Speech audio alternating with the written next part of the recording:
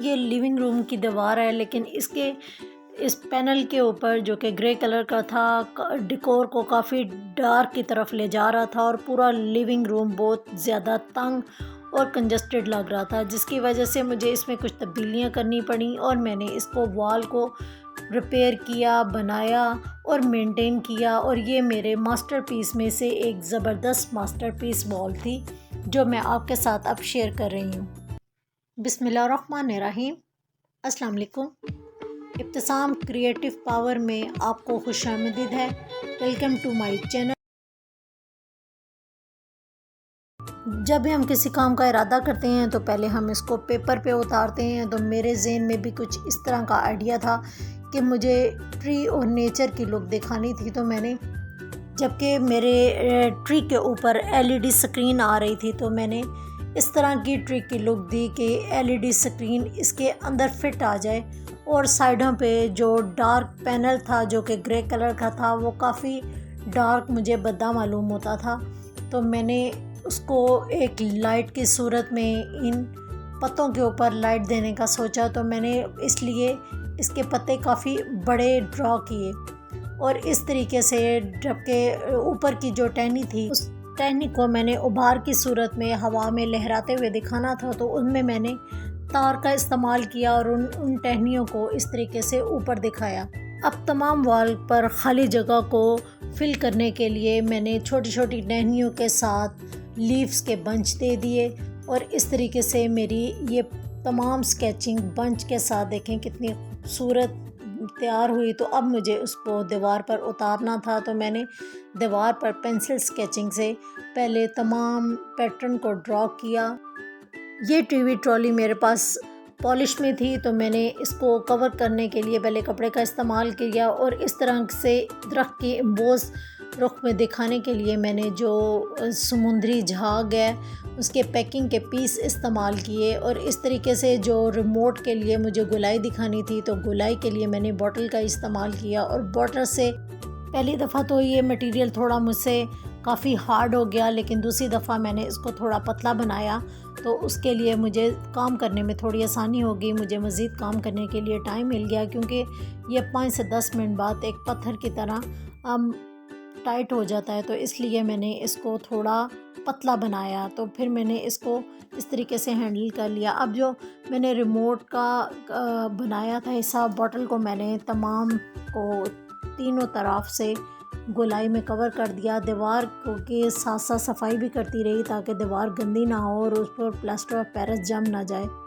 Leaves बनाने के लिए मैंने स्कल्पचर्स के टूल्स हैं वही इस्तेमाल किए। मूवी का काफ़ी हद तक हिस्सा मुझसे मिस हो गया, क्योंकि काम करने के दौरान भी हो गई थी और गड़बड़ हो गई, तो कुछ हिस्सा इसका मिस हो गया। तो लेकिन फिर भी मैंने कोशिश की कि काफ़ी हद तक मैं आपको बता सकूं, अपना काम दिखा सकूं और समझा सकूं। जल्दी से मेरे चैनल को लाइक, शेयर और सब्सक्राइब कर दीजिएगा। ये आपका प्यार ही होता है जो कि मज़ीद मेहनत करने पर और हिम्मत देता।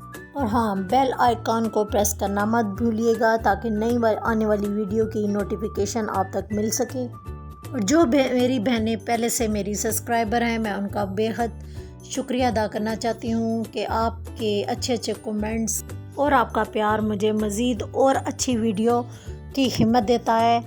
अब मैंने इस तरीके से पूरी वॉल को साफ़ कर दिया है। अब मेरे फाइनल कोट की बारी थी और लेकर का मैंने फाइनल कोट करना था, जिससे मेरे नीचे वाला पेंट भी परमानेंट हो जाए और ऊपर वाली लेकर की फिनिश भी आ जाए। इस तरीके से तमाम को मैंने लेकर कर दिया। अब वॉल के नीचे वाले हिस्से को वाइट पेंट से मैंने कवर किया और साइडों पर मैंने ब्राउन कलर का स्प्रे किया। और स्प्रे करने के बाद जो स्ट्रिप्स थी उनको मैंने सिल्वर लुक में दिखाना था। तो ब्राउन कलर का जो कॉम्बिनेशन पहले से हुआ था उसको एम्बोज में दिखा के और साइडों के स्ट्रिप को मैंने सिल्वर कलर में दिखा दिया। ग्रे पैनल के ऊपर मैंने एलईडी पट्टी दी और पट्टी को पहले एम्बोज लुक देने के लिए मैंने नीचे वुड के पीस का इस्तेमाल किया। वुड के पीस लगा कर मैंने ऊपर एलईडी पट्टी को फिट किया, जबकि तारों को छुपाने के लिए मैंने इनके ऊपर टहनियाँ दोबारा प्लास्टर ऑफ पेरिस से बना दी। अब जो पत्ते हैं वो मैंने कार्डबोर्ड से बनाए और कार्डबोर्ड की शीट को लेकर मैंने प्लास्टर ऑफ पेरिस की वर्किंग कुछ इस तरीके से की कि इसको प्लास्टर ऑफ पेरिस को भी मैं पत्तों के ऊपर एम्बोज लुक में दिखा सकूं। और तमाम इस तरह लीव्स मैंने प्लास्टर ऑफ पेरिस से बना के इनको भी एम्बोस लुक दे दी। पत्तों की ऊपर वाली साइड को मैंने मुड़ा हुआ दिखाना था, तो इस तरीके से मैंने पत्तों के ऊपर वाली साइड को फोल्ड करते हुए कुछ इस तरीके से दिखा दिया कि प्लास्टर ऑफ पेरिस की एक मोटी सी लेयर मैंने वहाँ पर लगाई ताकि मेरे पत्ते ऊपर से मुड़े हुए दिखाई दें। तो अब मैंने पेंट करना था, तो पेंट करने के लिए मैंने मस्टर्ड शेड का यूज़ किया। मस्टर्ड के बाद मैंने ब्राउन और ब्राउन के बाद सिल्वर, इस तरह मैंने 3 शेड कॉम्बिनेशन में इन पत्तों की शेड को कवर किया। इन 3 लीव्स को मैंने ड्राई होने के लिए छोड़ दिया। तो जब वॉल पे इसको मैंने हैंग किया तो उसके बाद फिर इसके फिनिशिंग की बारी थी, तो इनको भी ब्लैकर करके मैंने पेंट को परमानेंट करना था ताकि नीचे वाला पेंट बिल्कुल ना उतरे और इसमें फिनिश लुक भी आ जाए। तब ब्लैकर करके इनके तमाम लीव्स को परमानेंट कर दिया मैंने। और इसके सिल्वर जो छोटे लीव्स थे उन पे भी मैंने लेकर का कोट किया। अब एलईडी को दीवार पर लगाने की बारी थी, तो एलईडी लगाने के बाद तो दीवार की लुक ही चेंज हो गई। जो ग्रे और डार्क कलर में डेकोर का कॉम्बिनेशन, उसे लिविंग रूम की लुक काफ़ी तंग दिखाई देती थी, लेकिन अब वाइड लुक की वजह से टीवी लॉन्च काफ़ी खुला मालूम हो रहा। कहते हैं ना, जब आपकी मेहनत का सिला मिल जाए तो आपको काफ़ी खुशी होती है। तो मेरी भी खुशी की इंतहा नहीं थी। उम्मीद करती हूँ आपको भी मेरा काम पसंद आया होगा। तो आप अपना बहुत ख्याल रखिएगा, दुआ में ज़रूर याद रखिएगा। अल्लाह हाफिज़।